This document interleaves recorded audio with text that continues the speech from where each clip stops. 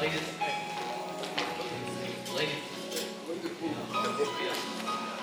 and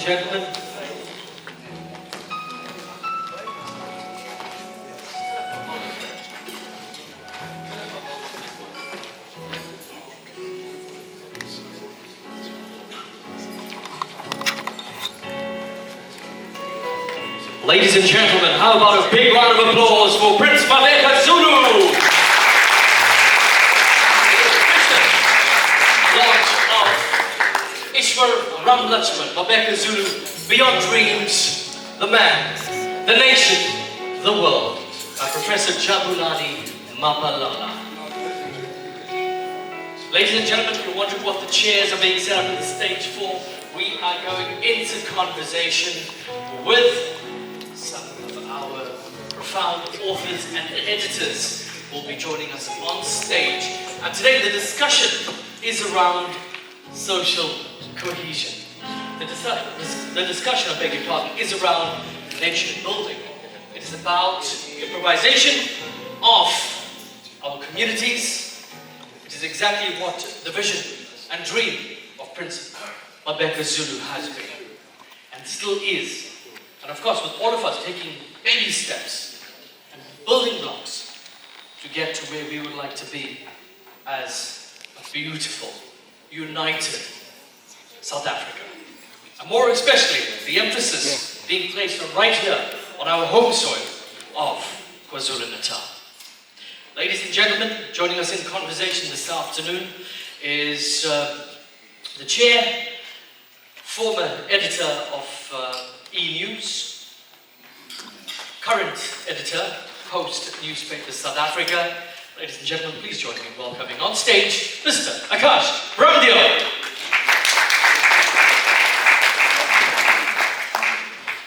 Joining us today as well on stage will be Professor Ashwin Desai.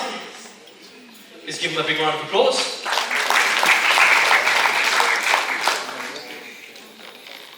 Author KIRU NAIDOO.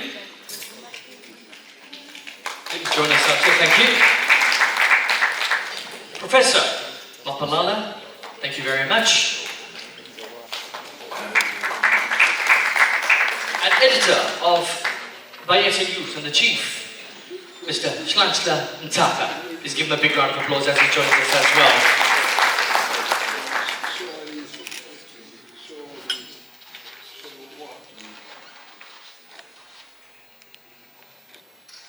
It doesn't seem like two of our guests are present here this afternoon. Nonetheless, we can still be in conversation this afternoon. Something critically important. We all know that we've been experiencing the most unprecedented times, the most challenging of times.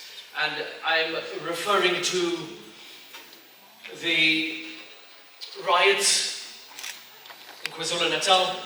I'm referring to the torrential storms that we've experienced. That's been much the chaotic and upheaval of KwaZulu-Natal. Because remember, if it affects one, it affects us all. And that is what community and nation building is about. Of course, the COVID pandemic that threw us into a state of disarray. But again, tough times create tough people. Tough times create people who become resilient. It's that point in time, at that moment, when we realize that we shouldn't be taking everything for granted. It's time that we need to reshape and reshift our focus. You've probably heard about shifting of the paradigm, changing your mindset. And today, ladies and gentlemen, it's exactly what Prince Mabheka Zulu has achieved. But it doesn't stop there. It's a continuous journey. As Mr. Vivian Reddy always tells me in conversation, his can I principle, which he will reflect on as he talks a little later this afternoon. Continuous and never-ending improvement. Am I right, Mr. Reddy? Correct. So, ladies and gentlemen, I'm going to lead into the chair, Mr. AKASH BRAMDEO, who will lead us in conversation. Thank you very much. Sanguinani. Good evening, ladies and gentlemen, and thank you very much to my panelists.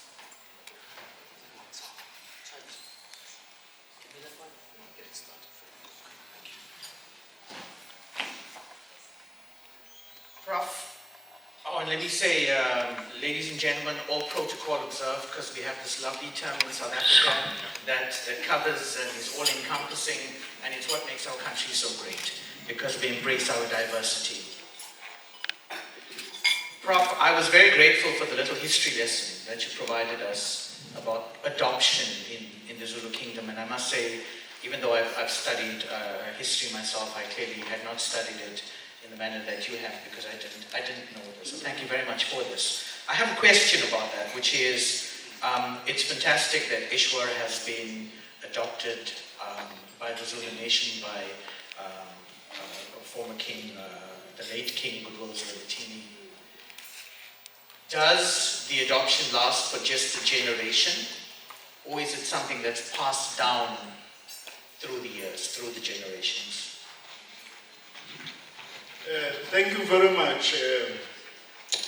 I will make an example of Harriet Colenso.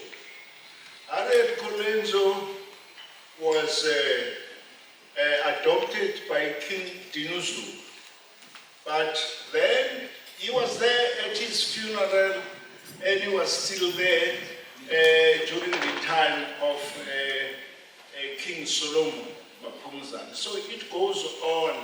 That one of Ishwar will even be longer, because there was never anyone who did something practically concrete on the ground, which is undisputable. So his name will just go on because of that. It's not just rhetoric. It's something which is concrete, which can be shown in the book. You can see the houses he built, and you can go to Ogamchiza's royal palace. You'll see the big hall which he built. So that is different. That one of Mabheka Zulu is quite different. It will go on for a very long time. Prof, just to stay with you for a second, you mentioned that His Majesty the late King had asked you to write this book. Yes. And I don't suppose to ask you what His Majesty was thinking about, because that would be very arrogant on our part to try and figure out what His Majesty was thinking. But what do you think were the characteristics in Mabheka that he thought needed to be recorded? What are those personal characteristics that this man had that he felt needed to be shared with the nation? I can give a tangible example. The king met three of us, Mpama, myself, and Mabheka. He said, you people will not execute completely what I want to be executed, referring to me. We're talking about the protocol pertaining to the Zulu king. And then he says, it's Mabheka who will complete this in a required time. So Ishwar came, knelt down and went to publish those books.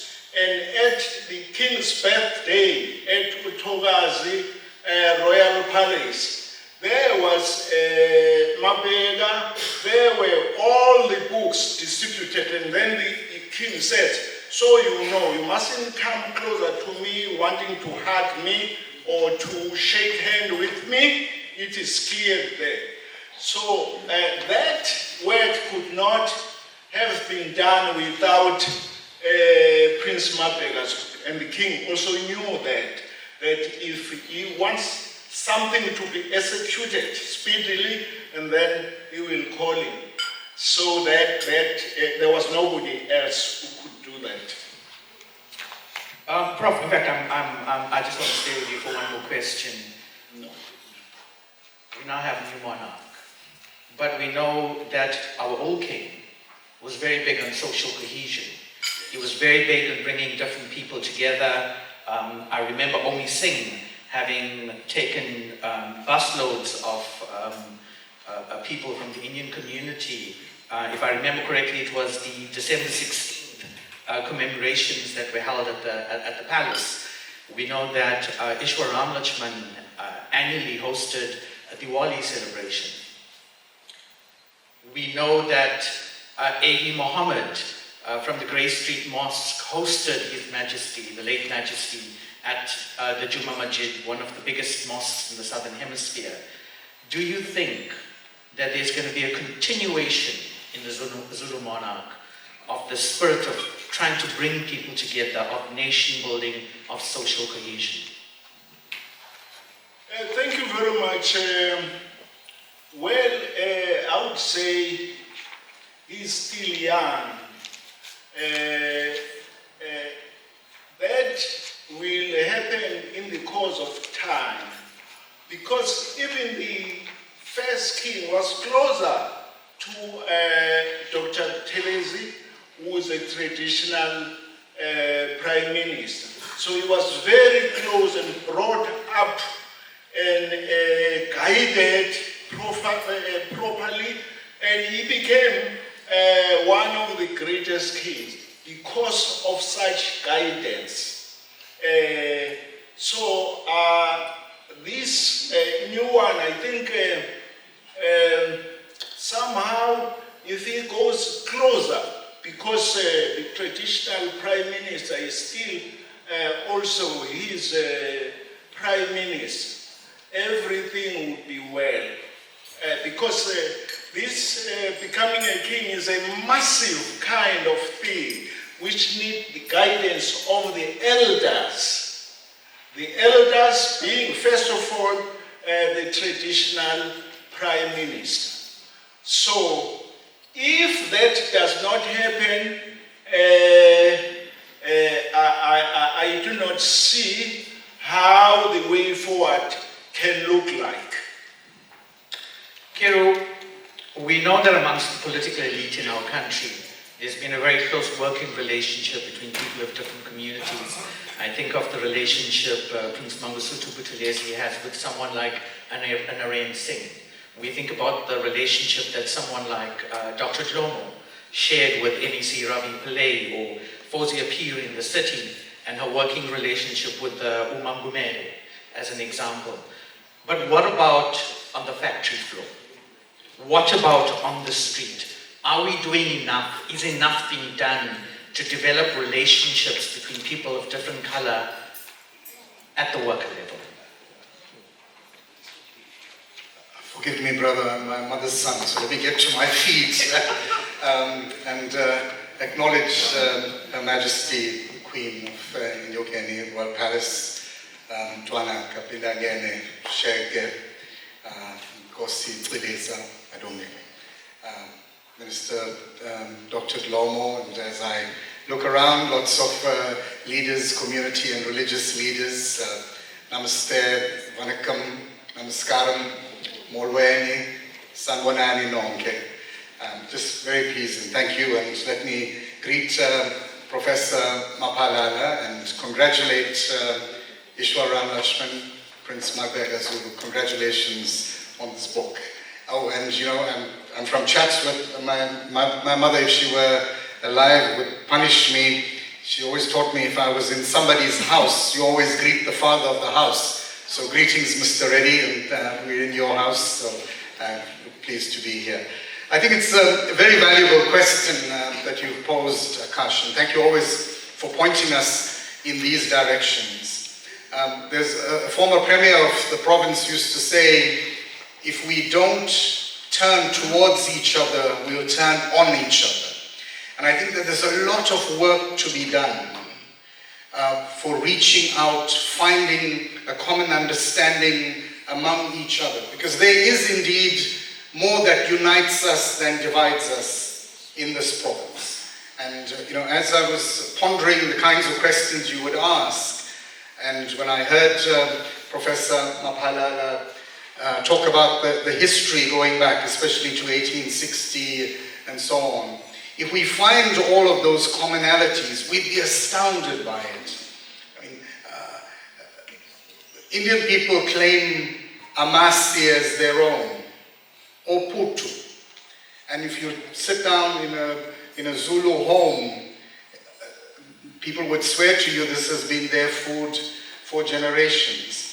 And they're just, and I mean, if you look around our wrists and what we tie, all of those, there's just so much commonality that if we looked out and we found that, we would engage with each other far more easily on the factory floor, in our religious sites, on the street. I think far too much attention is paid to the conflictual areas, and I don't want to undermine that. Those are areas we have to work on and come closer together. But if we can highlight those areas where there's common ground, I think we'd make a lot more advances in our society. Prof, I'd like your take on that question. Thank you very much. There is a gap insofar as what we are talking about. If there was anything constructive, the academics would have met and say, let us see what the syllabus should look like for our children. Because if something is not in the syllabus, in the curriculum, it's very, very dangerous. Very, very dangerous. So there is that gap which must be there. If you say you are a very known historian yourself, all these meet and take what we call a curriculum in the school and look at it and see, when we talk about KwaZulu-Natal, whether all the communities are included there or not. If they are not, so we are moving on a very dangerous road. I'm mentioning just the question of the curriculum.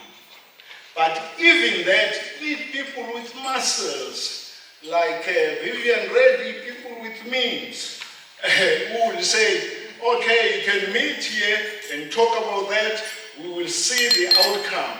Those people also must be there, must feature, who are providing a platform, and then we finish our work.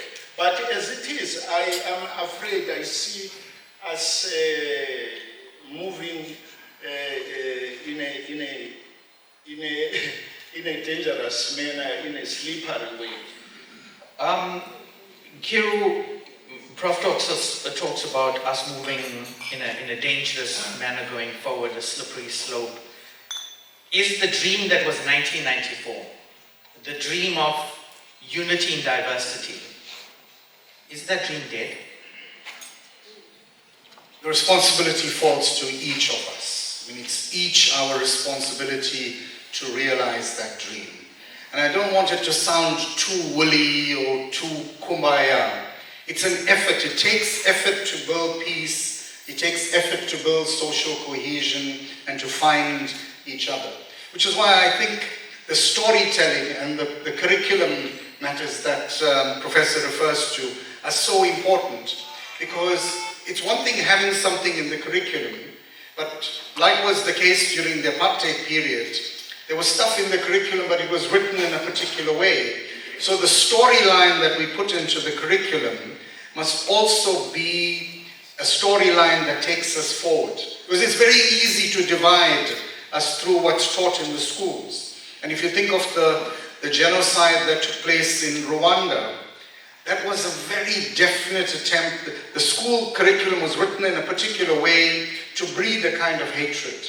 In the literature that came out of that country during that terrible, terrible period in the early 1990s, there was deliberate attempts in literature, in song, in dance, in music to divide people. So I think the challenge for us is to find a narrative that will take us back to that heyday of 1994, when we could reach towards each other. But this again must not be a kind of candy floss dream, because there are underlying tensions in our society that we must address. You cannot speak social cohesion and unity for as long as there is deep inequality and inequity in the society. So those fault lines must be matters that we have to address head on as we look to build a new society. And we're a young democracy. To achieve as much as we have in 30 years, I think is remarkable. There are much, much older democracies that haven't come as far as we have. So let's not beat ourselves too much, but there's much work to be done. Prof? Thank you very much. In 1994, there was just an announcement about social cohesion. Just announcement about those particular good words and so on. After that, I cannot point a single place where a thing ever worked. So we must bear that in mind if we start from 1994. The announcement that there must be unity in diversity, there must be cohesion, and then 1994 to now, we would like to see some tangible examples where that social cohesion had taken place. What I see is Orania, Steel Fontaine. That is tangible. And a new university, which the Boers have built for themselves to say we don't want anybody else. Those are the things very tangible. When you go there, you will not enter the gate in other stuff. Well, the bulk of other people, I don't see the social cohesion. Where it is, where can I show the people that these are signs of that? KIRU, what do you think Mabheka Zulu has done that we can all learn from? Because clearly here's a person who's embraced, who's reached out, who's made a difference. What from there can we learn? Well, that's a good entry point to answer this question, because as you were speaking, both of you, I was thinking that maybe 1994 is the wrong date that we constantly look to. Because a lot of this work in social cohesion happened quietly and going well back. And therefore I think that the work that Mabheka does in this generation, and he's a young man here, and he's done remarkable work in the period that he's had the resources to do it. But as Swami was here earlier, as I looked at Mr. Muhammad, and as I looked around the room at the different people and the ashrams and the mosques and the churches, the work that the Mariamman Temple does in Mount Edgecombe, feeding children, building schools, building desks, and all of those kinds of initiatives. I think the social cohesion is right there. The idea of looking out for each other and putting in place initiatives that have yielded such remarkable outcomes. When I think of Judge Zondo's remarkable story, it is a matter of social cohesion, even if we didn't have that language. And in the same way, earlier Professor MAPHALALA referred us to the terrible race conflict we had in this province in 1949. Another part of that narrative is that not everybody was at each other's throats, and there are families in Ketamana, families of Indian origin, who will tell you it was the Zulu people with whom they had lived and ate and grew up and married and loved and worshipped and so on, who protected them when the apartheid state was bringing its vigilantes in there. So there are just so many different facets of this, and of course the Kolenzos in the Zulu kingdom and what they did to defend the sovereignty of the Zulu kingdom. There are just so many, and it need not just be Indian and African. There's just so much of common ground that we can find among all our communities in the province. Ladies and gentlemen, I would like to find out if anyone would like to post a question to one of our panelists. For the sake of time, I will only be taking one or two questions or comments. Is there anyone by show of hands? Comment, Swami? Love rules without a sword and binds without a cord. Thank you. That is revealed in his life, Ishwar's life. that he can think and feel for others as you think and feel for himself. That is real love. Thank you very much. Prof, you want to say? I wanted to say, when you mention Prince Mabheka, to the millions, I'm talking about in the province, they would like to see something tangible, something concrete. So there are so many of those when you talk about Prince Mabheka, and that can be narrated by the people where they are in the districts. So, but I wouldn't point at somebody else who have done what he has done, and that is the difference. There must be something you point, even to the crowd, to say, don't you know who did this? And all the people will stop and say, we know it is Mabheka who did this, and so on. That must be done. Gentlemen, very quickly, my final question. You're both scholars of history. What can we learn from history to build a better future going forward? Let me give way to Professor. I think he's more eloquent on that subject, and I'll pick up. The question is, what from history can we learn to build a better tomorrow? Yeah, well, I was taught by the Boers myself, up to doctorate level. We, the historians, must meet first and together iron out the way forward. Because if we say we can learn this from history and so on, there must be action afterwards. I would take it like this: Indian community, Zulu community, colored community, and European community. And then all these people are on here. And then we come out with the way forward and see how it can be done.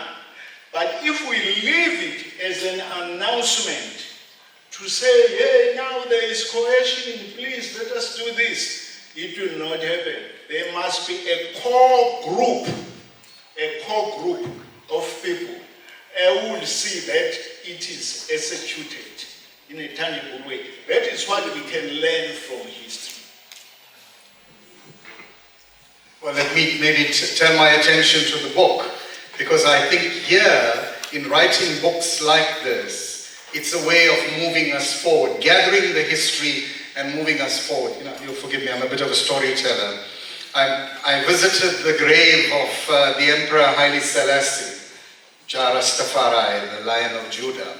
And I was very intrigued about a quote that I was told that came from the Amharic.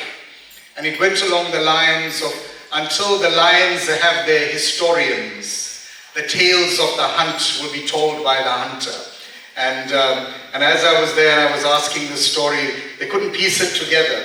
But I think that in this book and the others that are being published in our province, it's a way of gathering those stories, because it's through the writing and the research that we're able to give dignity back to our people. The dignity that was taken away in colonialism, land dispossession, in apartheid, in imperialism and elsewhere. So that's one aspect, and I'm very pleased that you acknowledged earlier Mrs. Kunene, who's back there someplace.